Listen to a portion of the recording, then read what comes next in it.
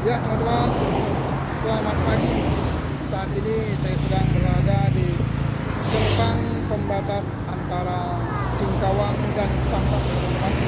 Nah, itu di belakang saya adalah gerbangnya. Mantap gerbangnya teman-teman, kokoh banget. Ini kayaknya masih belum jadi sepenuhnya teman-teman. Itu masih ada tanda-tanda dilarang berjalan di sana. Tapi nggak lama lagi sudah ada. Oke, kita langsung saja teman-teman ya, OTW ke Sambas teman-teman. Ini pertama kalinya saya ke Sambas ya teman-teman. Jadi belum tahu bagaimana jalannya maupun tempat wisatanya di mana saja dan kulinernya juga. Nanti akan kita cari teman-teman. Yang jelas Google Map adalah gurunya. Oke, saya spill dulu ya teman-teman ya. Nah, ini jalan dari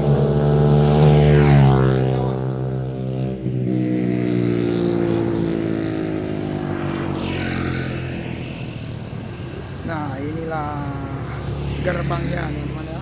Kita jalan lebih dekat lagi teman-teman.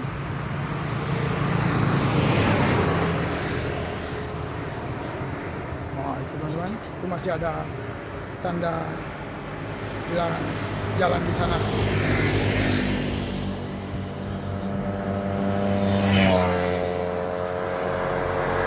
Itu, selamat datang Sambas. Nah, itu masih ada tanda ininya teman-teman ya. Tuh.